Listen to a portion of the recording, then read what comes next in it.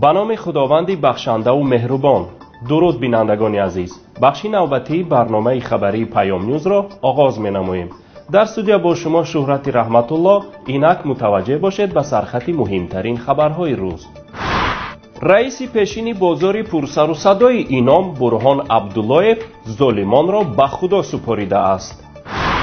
بابای 75 ساله فعال سیاسی ویس‌الدین آدینه‌یف بازداشت و بازپرسی شد.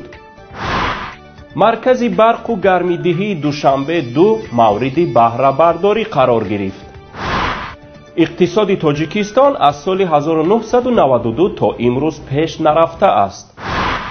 رئیس پیشین بازار پرسر و صدای اینامی ناحیه شهری توس برهان عبداللهیف که چند روز پیش از محبس آزاد شد، حین صحبتش با رادیوی آزادی گفته است عدالت دادگاهی وجود ندارد.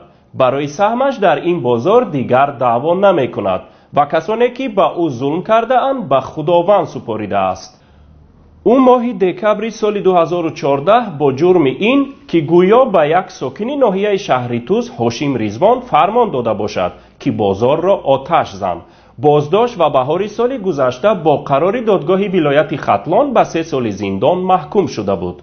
در نصیب بود از زندان یک جای پستی اینجا هم رفته دیده آمدیم. من همین قصاب حقیقت وای کردیم، ای پشت حقیقت بودیم که همین حقیقت وای شود. هر حقیقت برای حقیقت شدنش حالی هم امید دارم اگر همین وایو با گوشی اگر جنوب ولی رسد. لیکن دیگه یکون وای فکری دعوا کردن دیگه حاضر مقصد اولین من که من فرزندام اویله دار کنم و ای پشتی کار خوجگی شوم افتاد. برای همین کوشش میکنیم. همین چیزا را دیدم، گفتم که خانه خدا رفته آمدم و بعد ای بالا بالا پستی دیدیم، همشه دیدیم، همشه چهل گیم با قاضی کلان سپاریدیم. عدالت خداوند در روز محشر همون اجری ای خداوند طلب میکنم. دادگاه عالی اقتصادی تاجیکستان در ماه می سال 2014 قرار کرد که سهمیه‌های بازار اینام بین عبداللهیف ها از یک طرف و خالنظر داستیف و محب الله سعداللهیف دادر عروس رئیس جمهور از طرف دیگر 50-50 تقسیم کرده شود. عبداللهیف ها چنین تقسیمات را ناعادلانه نامیده و خواستار سهمی بیشتر بودند. بازار اینام یکی از بازارهای بزرگ ناحیه شهری توس ولایت ختلان بوده. قبلا گفته میشد که در آنجا تا 3000 نفر کار میکنند. قدرت آیف مویسفید 75 ساله و بابای ویس‌الدین و احسان آدینه‌یف ها از طرف کارمندان کمیته دولتی امنیت ملی بازداشت و بازپرسی شده است.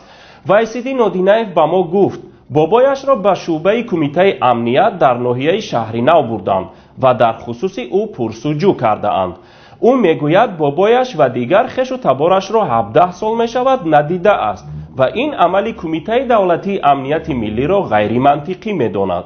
خب 6 دکبر خیلی که خبر با ما اومد ساعت 11 صبح تا ساعت 4 روز را بابی مرا در یک عدلوی شهری نو دپروس کردن، یعنی که پرسماس بعد با گذاشتنی هستم که مسافت یک شخصا 4 سال 5 سال شده ما تماس نیستیم ندیدم شه و این مسافدم کسل سخت است و ما حیران هستم که چرا این حکومتی خودکامه وقتشون یکمش که صرف میکنن، دومیش که ناحرمتی بر یک پیرکلان یک پیرمرد میکنن. خب سبب فیرود کردنش خیال میکنم یمو یعنی که مو خیلی که ما در پراگ 1 دکبر امام علی رحمان آمده بود و قطعی بچه‌کم و مبارزا در اونجا یک پیکت کردیم، دفاع کردیم از حق و حقوق، دفاع کردیم که ناحقی است، خودکامگی است و امام علی رحمان استعفا بده. خیلی که با گذاشتنی هستم که در همو پراگ طرفدارای حکومت یعنی که سکیوریتی همو اخرانیکاش دیپلمات هم در اونجا حضور داشتن بودن، دشنام حقارت زیاد حقارت میکردن، اوگراژت میکردن که یعنی که ما شما را در تمام جا میقپیم میکشیم، کپای شما سوختگی است، در наворҳо дар видеои гапошон чандин суханошона мо калта кардаем ки аққуратҳои безе буд, дашномаи безе буд. хоб баъди ҳам хулоса ба ҳамин хабар омад ки бобо мена бурдиян ва гуфтанӣ ҳастум ки ягон барои ма ягон чиз нестай, мо аи роҳмон ҳеҷ вақт намегардем. 1-2 сол пеш ба ҳами фишор, ба ҳами кору борошон бибимон аз дунё рафт. 11 рӯз шабу рӯз меомаданд дари хона, ғам медоданд, пурсмос мекарданд. аз ғаму чиза модаркалонмон гузашт, худо раҳматиш куна, ҷоши ҷаннат куна. боз ина ба фикри мочиради бобом шидай, аммо ма гуфтанӣ ҳастам ки мо ай роҳ намегардем. мо агар тарс медоштем дар ин роҳ намебуромадем, тарс медоштем, сухан намекардем ба зидди режими худкома. аммо мо ба ақидаи худмон то охира мерем, мо ҳадафҳои худмона дорем ва иншоалло ки худо бо мост. ман боварӣ дорам ки ман дар роҳи ҳақ ҳастам ва пирӯзӣ наздик аст. ва гуфтанӣ ҳастам ки хулоса 17 сол шидаи ман дар Тоҷикистон нестам ва ман ҳайронам ки чаро тамом хештаборо қати гап зада, допрос карда гаштесиян ва ё вақтшона сарф доранд. ман қати ва ё ягон тамос рафт омад надорум ва ё қати ман яъне ки жилани гап заданам надорум, барои чӣ ки як чиз бо қайд карданем, шояд ҳами допросову фарёд кардан ягон фоида бута ки амборам ҳамун хештаборам аз хоби гарон бихезанд, яъне ки бифаҳманд ҳақиқат дар ки ҷое ва зулм дар ки ҷое.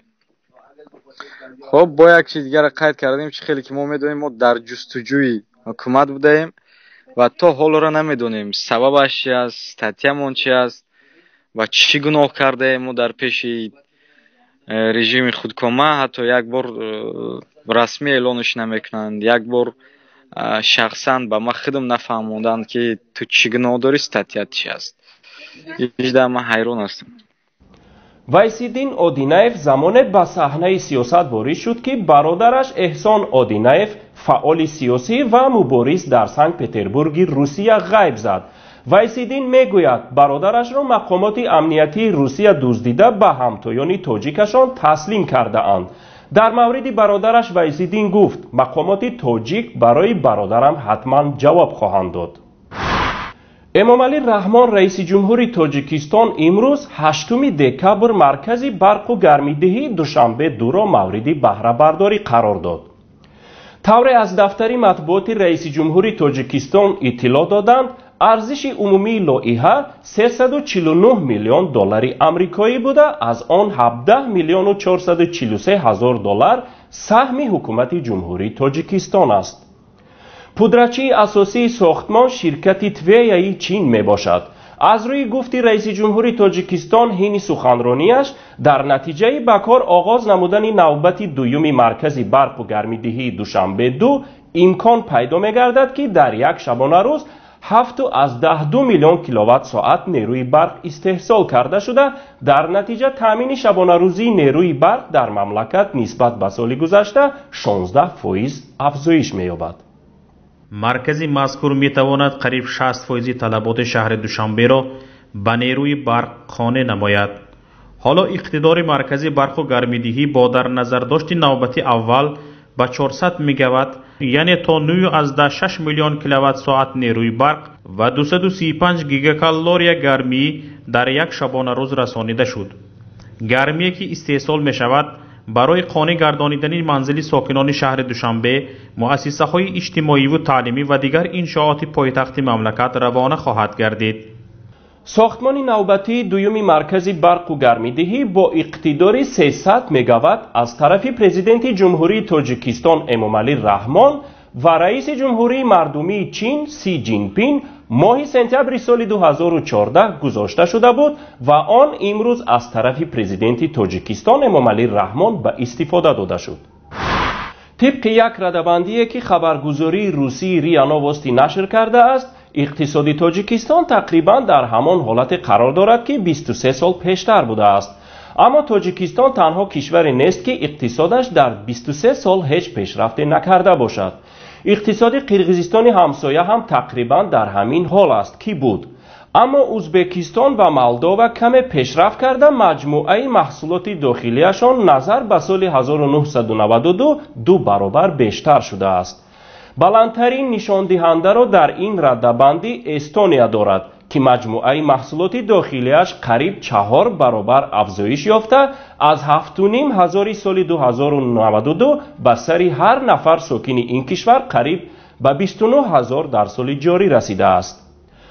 در همین حال رئیس جمهوری تاجیکستان امامعلی رحمان وقتی از پیشرفت اقتصادی تاجیکستان حرف میزند نه از مجموعه محصولات داخلی به سر هر نفر بلکه از زیاد شدن ماشین ها و حتی تلفن های موبیلی نظر به زمان شوروی میگوید. بینندگان عزیز اکنون متوجه باشید به مختصری خبرهای منطقه و جهان. دیروز 7 دکبر هزارها نفر که در بینشان ده‌ها تن از دانشمندان، سیاستمداران، نویسندگان و چهره‌های شناخته علمی آلمان نیز وجود داشتند، نزد سفارت روسیه در برلین دست به تظاهرات زدند. بنا به اطلاع پایگاه خبری داچ ویل، تظاهرات کنندگان کشور روسیه را برای دخالت و هجوم‌های هوایی‌اش به شهر حلب شدیداً محکوم نموده خواستار برآمدن نیروهای روسیه از سوریه شدند. این در حالی است که رهبران روسیه و سوریه پیشنهاد کشورهای غرب و شورشگران برای اعلان آتش بس در حلب را رد کردند. پرزیدنت سوریه بشار اسد گفته است برای اشغال پره‌ای حلب چند قدم دیگر مانده است. طبق آخرین اطلاع دسترس شده از جمهوری اسلامی پاکستان، همه مسافران هواپیمایی که دیروز سقوط کرده بود به هلاکت رسیدند. هواپیمای متعلق شرکت پاکستان اینترنشنال ایرلاینز که از شهر چترال پرواز کرده بود و میبایست به شهر اسلام آباد فرود آید با 47 نفر مسافر در نزدیکی شهر حویلیان سقوط کرد. در دایره عملیات جستجویی نجات‌دهی که با جلب 500 نفر جریان داشت تا حال جسد 36 نفر آشکار کرده شد. شاعر قرقیزستان تیمورلان آرموکوف را برای نشر شعرهایش در شبکه‌های اجتماعی به دادستانی برده بازپرسی کردند. کارمندان دادستانی گفتند در شعرهایش علامت برانگیختن نزاع بین منطقوی و تحقیر شأن و شرف پرزیدنت جای دارد، اما دادستانی پرونده جنایی باز نکرده است. این نخستین حادثه است که مقامات قدرتی قرقیزستان از روی نشر شعرها در شبکه اجتماعی تفتیشات می‌گذرانند.